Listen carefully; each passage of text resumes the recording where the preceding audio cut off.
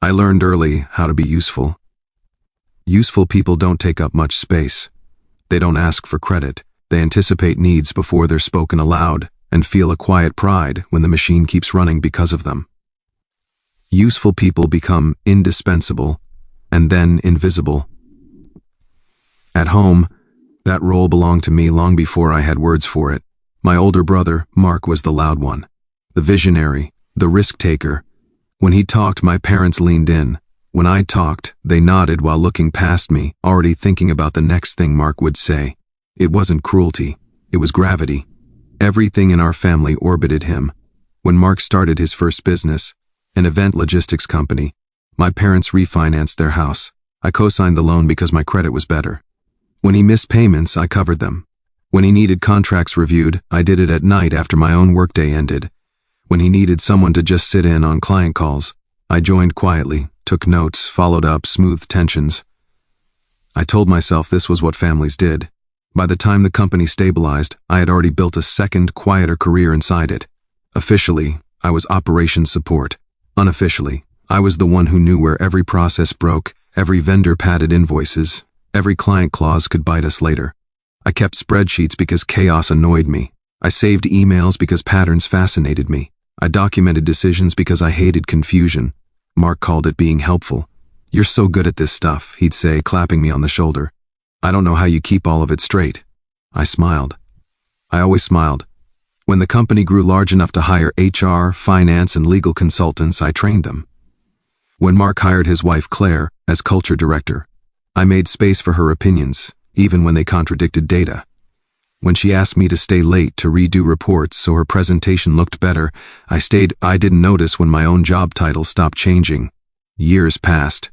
My compensation lagged behind industry standards, but Mark always had a reason. Cash flow, growth phase, timing, family. "Once we land the next contract," he'd say, "once things settle." I believed him because believing was easier than recalibrating my entire understanding of us. The first sign, real sign, came when the company announced promotions internally. A congratulatory email listed half a dozen names. I had trained 3 of them. At dinner that night, my mother said, "It's so wonderful how Mark takes care of his people." I nodded and passed the bread. Later, alone in my apartment, I opened my laptop and updated my files. Not out of anger, out of habit. I didn't know yet that habit would save me. The sentence that broke me came quietly, almost politely. "You should be grateful you still have a job." Mark said it in his office, door half open, voice lowered like he was doing me a favor. I had asked, carefully, respectfully, why my compensation review had been delayed again. He leaned back in his chair, fingers laced behind his head. Claire sat beside him, scrolling on her phone.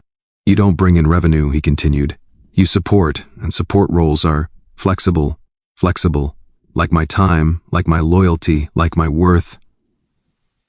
I didn't argue. Something in me went still, like a lake freezing over. Then Claire looked up and added, almost casually, "Also, we need you to sign this." She slid a document across the desk, a revised employment agreement. Buried in the middle was a clause reassigning ownership of several internal systems I'd designed, systems I had built on my own time, with my own tools, to the company. "I'd like to review this," I said. Mark's smile thinned. "We need it signed today." "And if I don't?" He shrugged. "Then we'll have to rethink your position." That was the moment. Not dramatic, not loud, just irreversible. I nodded, took the document, and left. That night, I didn't sleep. I didn't cry. I didn't rage. I opened my files, and I stopped being useful. Observation became my refuge. I stopped volunteering information, stopped fixing problems before they were noticed. I did exactly what was asked, nothing more, nothing less. Mark didn't notice. He mistook my silence for compliance. I noticed everything. I noticed how Claire forwarded emails to herself from her personal account, how Mark approved reimbursements without receipts, how HR documented decisions retroactively, adjusting dates to fit narratives. And then, one afternoon, I noticed something else. An email from HR, sent accidentally to the wrong distribution list, congratulating Mark on his strategic promotion decision and noting the effective date adjustment. My name was in it. I wasn't congratulated. I was referenced. I pulled the personnel system logs. Compared timestamps. Cross-reference payroll data. 65 days earlier, my role had been changed. Promoted, with a salary increase, none of which had been communicated to me. None of which had been paid.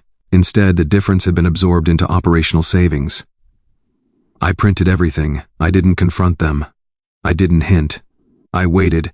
The annual company dinner was approaching. A glossy event with clients, executives, and spouses. Mark loved speeches, loved being admired. HR was scheduled to present a culture and transparency segment. I RSVP'd DS. The dinner was held in a hotel ballroom, all soft lighting and polite applause. Mark gave his usual speech about vision and trust. Claire smiled beside him. Then HR took the stage. The director, a woman named Denise, clicked through slides about growth, ethics, and accountability. She smiled as she spoke, unaware of the weight in her next words. "We believe transparency builds trust," she said, "which is why we're proud to share that several promotions were implemented this quarter, even when communication lagged." She read names. Mine was last. There was a pause. Confusion rippled through the room. Mark turned slowly to look at me. Denise continued, voice tightening. "Of course, promotions are only meaningful when communicated and compensated appropriately." She stopped, looked at her notes, looked up. It appears there was a discrepancy. Silence. I stood, not theatrically, just enough. "I can clarify," I said. Every eye was on me now. "I was promoted 65 days ago," I continued evenly. "Without my knowledge, without pay adjustment, and with attempts to retroactively alter documentation." I placed a folder on the table nearest the stage. "I've provided HR with records." Denise's face had gone pale. Mark opened his mouth. Closed it. I sat. The investigation was swift, clean, relentless. Emails, logs, financials, all in their own words. Mark argued intent. Claire argued misunderstanding. Neither could argue data. The board suspended Mark pending review. Claire resigned before she could be terminated. My compensation was corrected, retroactively, with interest. But that wasn't the revenge.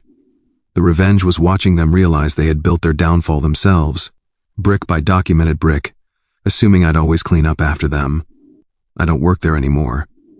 I left quietly, on my own terms, with a severance package negotiated by lawyers who actually listened. I see my parents occasionally. We don't discuss Mark. I keep my records still. Old habits, but now I use them for myself. The machine runs fine without me, and for the first time, that feels like freedom.